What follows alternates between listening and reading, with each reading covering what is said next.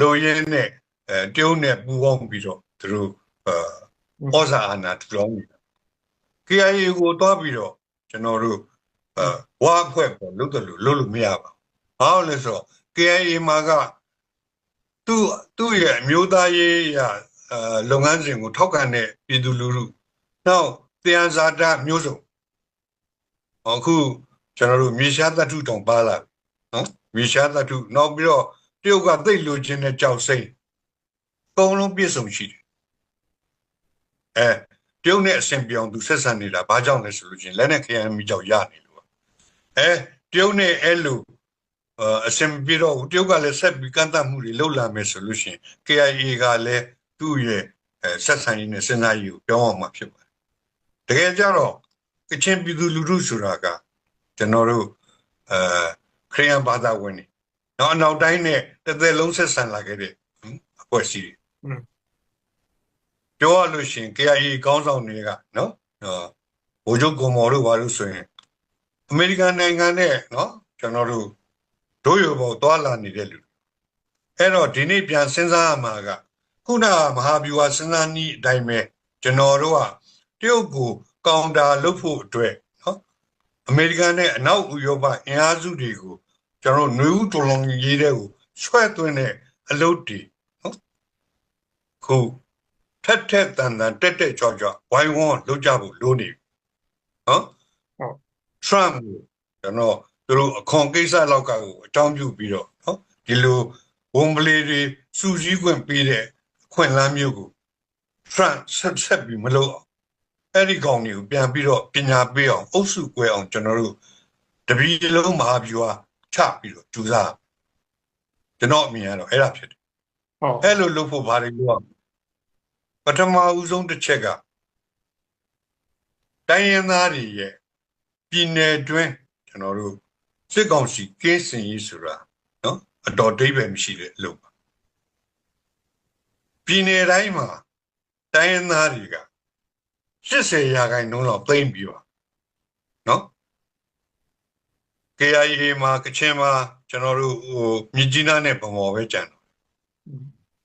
နော်ချင်းမှာလည်းအဲ့ဒီတိုင်းပဲနော်အေးမှာလည်းကျွန်တော်တို့ရခိုင်မှာလည်းကျွန်တော်တို့ခုပြောလို့ရှိရင်တော့ကျွန်တော်စစ်တွေနဲ့ကြောက်ဖြူပဲကြံအဲ့တော့ခုချိန်ကကျွန်တော်ပြောချင်တဲ့အချိန်တွေကတကမ္ဘာလုံးဆိုင်ရာမဟာဗျူဟာနဲ့ရင်ဆိုင်ရမှာဖြစ်တဲ့အတွက်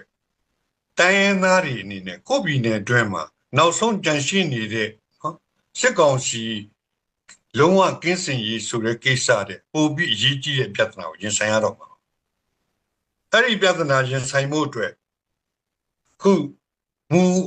ဟာဗျူဟာအမှားတစ်ခုကပါလေကိုယ့်ပြည်နယ်ကိုကာကွယ်ရေးအဲ့ဒါအောင်မြင်မှာမဟုတ်ဘူးပြည်နယ်ပေါင်းစုံကျွန်တော်တို့ကပေါင်းစည်းပြီးတော့ကျွန်တော်တို့အထွေထိုးစစ်တက်ကိုEROတွေဆင်နွှဲဖို့လိုတယ်ပြောချင်တဲ့အဓိပ္ပာယ်ကကျွန်တော်တို့ဒီကနေပြီးတော့ဒီကျွန်တော်တို့ဗမော်တိုက်ပွဲကိုကျွန်တော်တို့အဆုံးသတ်နိုင်မှုအတွက်ရခိုင်ရဲဘော်တွေဝိုင်းဝန်းကြိုးပမ်းပေးကြပါလို့ဘုရားထွန်းမြတ်နိုင်ပြောနေတာဟာလွဲနေတယ်လို့ထင်တယ်တကယ်ကဘုရားထွန်းမြတ်နိုင်ရဲ့ရခိုင်ပြည်နယ်မှာရှိနေတဲ့စစ်တွေနဲ့ကျွန်တော်တို့ကြောက်ဖြူကိုအပိုင်သိမ်းနိုင်မှုအတွက် KIA ကကူညီရမယ့်အခြေအနေချင်းကကူညီရမယ့်အခြေအနေဖြစ်တယ်လို့ကျွန်တော်ယူဆပါတယ်။ဘာကြောင့်လဲဆိုတော့ဗမော်ရောမြစ်ကြီးနားရောကုန်းတွင်းပိုင်းဒေသတွေစစ်တွေနဲ့ကြောက်ဖြူရဲ့ရေးပါမှုကဘာလဲဒီတယောက်ကကျွန်တော်တို့မဲအောင်လိုင်းကိုအကူနေတာသူ့အကျိုးစီးပွားတွေကာကွယ်ပေးနိုင်တယ်ဆိုလို့ထင်လို့အဲ့တော့သူ့အကျိုးစီးပွားတွေကာကွယ်မပေးနိုင်ဘူးဆိုတာကိုသိအောင်ကျွန်တော်တို့ကကြောက်ဖြူအပြည့်ပြသိမ်းနိုင်မှုလိုပါတယ်အလားတူစစ်တွေကိုအပြည့်ပြသိမ်းနိုင်လို့ရှိရင်ကလဒန်မြို့ဝစီမံကိန်းကိုကျွန်တော်ပြန်ပေါ်နိုင်ဆိုလိုတာကမိုဒီအနေနဲ့သူ့အရှိဘက်မှာထွက်ပေါက်လိုချင်လို့ရှိရင်ကျွန်တော်တို့ ကာတန်စီမံကိန်းဖော်အဲ့တော့စစ်တွေနဲ့တောက်ဖြူမြို့သိမ်းတိုက်ပွဲကို ERO တွေဝိုင်းဝန်းအားပေးပြီးတော့ဝိုင်းဝန်းတိုက်ခိုက်ကြမယ်ဆိုရင်မဟာဗျူဟာအနေထားပြောင်းသွားနိုင်ပါလိမ့်မယ်နော်တရုတ်ကလည်းမင်းကနော်ပါရရင်ငါတို့ကနားကြိုက်မှာပဲဆိုတဲ့သဘောထားပြန်ပြီးဖော်ပြဖို့လိုလာပါဒါဟာရခိုင်ပြည်ရဲ့ကံကြမ္မာမဟုတ်ဗမာပြည်တပြည်လုံးရဲ့ကံကြမ္မာနဲ့ဆိုင်နေတဲ့အခြေအနေပါအဲ့ဒါကြောင့်မဟာဗျူဟာအပြောင်းလဲဟာကမ္ဘာနဲ့ချီပြီးစဉ်းစားကျွန်တော်တို့အမေရိကန်နဲ့အနောက်ဥရောပအင်အားစုတွေအကူအညီပေးလာမယ်နီလန်းမျိုးစုံကျွန်တော်တို့ရှာဖွေရမယ်တစ်ချိန်တည်းမှာကျွန်တော်တို့ပြည်နယ်တစ်ခုချင်းအတွင်းမှာကျွန်တော်တို့ဒီပြည်နယ်တစ်ခုချင်းအတွင်းမှာ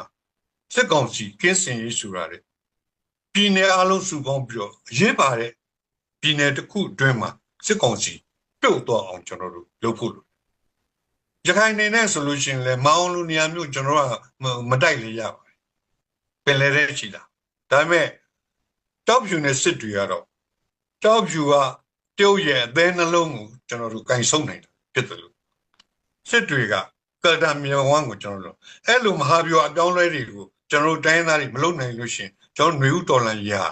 နော်တဖြည်းဖြည်းနဲ့လုံးဝပါလိမ့်မယ်လို့ကျွန်တော်တော့သတိပေးချင်ပါတယ်ဟုတ်ကဲ့တော်လိုင်းအရာစုတွေကခံစစ်ဖက်ရောက်သွားတယ်လို့တချို့ကမြင်ကြတယ်ဆရာအဲ့ဒီပုံမှာအမြင်နဲ့နောက်အားလုံးအပိစကားပေါ့ဒီကိုပြောပြပါဗျပေါ်ရဲကတကယ်ချင်းနေမှာပဲကျွန်တော်တော့အဲ့ဒီတဲ့တောင်ကြော်ပြီးတော့ပြောလိုက်သေးတယ်ခံစစ်ချင်းနေမဟုတ်ဘူးနော်ຫນွေဥတော်လန်ကြီးဆုံးရှုံးသွားနိုင်တဲ့အခြေအနေနဲ့ပါရင်ဆိုင်နေရဒါကြောင့်မို့ဒီကိစ္စကိုပေါ်တန်မစဉ်းစားကြပါနော်တနိုင်ငံလုံးနဲ့ချီပြီးတော့ကမ္ဘာလုံးနဲ့ချီတဲ့မဟာဗျူဟာအထိကျွန်တော်တို့ကြဲပြန့်ပြန့်စဉ်းစားပြီးတော့တိုက်ပွဲဝင်သွားကြပါလို့ကျွန်တော်ကတော့တိုက်တွန်းနေတာဒါကြောင့်မို့ကချင်ကကျွန်တော်တို့ KIA ကဗမော်နဲ့မြကြီးနားသိမ်းမှုကရင်ကြည့်ဘူးအရေးကြီးတာကစစ်တွေနဲ့ကျွန်တော်တို့ကြောက်ဖြူသိမ်းနိုင်မှုအရေးကြီးတယ်အဲ့ဒါမှနိုင်ငံတကာမဟာဗျူဟာအရာကင်လှုပ်တာပါလုံနေနောက်ပြီးတော့ပြည်တွင်းမှာရှိနေတဲ့ຫນွေဥတော်လန်ရဲ့အကျိုးသက်ရောက်မှုတွေလည်းပြောင်းပြန်ဖြစ်သွားလိမ့်မယ်နော်ပြည်တွင်းမှာနော်ဒီကောင်တွေကနော်သူတို့ရဲ့ပြုတ်ရဲ့အကျိုးစီးပွားကိုသူတို့ကာကွယ်ပေးနေတာအဲ့ဒါကြောင့်အဲ့ဒါကိုအကြောင်းပြုပြီးတော့ကျွန်တော်တို့တိုင်းပြည်ကNUG လို့ပေါ့ဗျာစင်ပြိုင်ဆိုရလို့ဘာလို့လုပ်နေတဲ့အဖွဲ့အစည်းကလည်း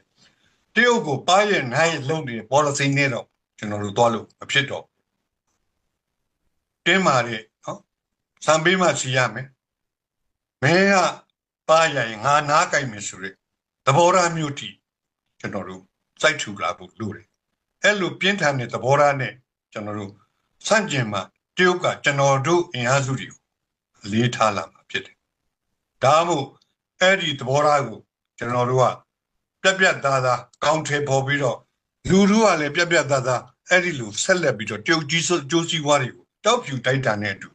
ကျွန်တော်တို့နေရာသီးသီးကနေပြီးတော့တိုက်ပွဲဝင်သွားဖို့လိုအပ်တဲ့အချိန်ရောက်ပြီလို့ကျွန်တော်ပြောချင်တယ်ဟုတ်ကဲ့ဗျဟုတ်ကဲ့ကျေးဇူးတင်ပါဗျကျွန်တော်စီးနိုင်ငံရေးဘက်တော့ဒါဆိုနေကျေးဇူးတင်ပါ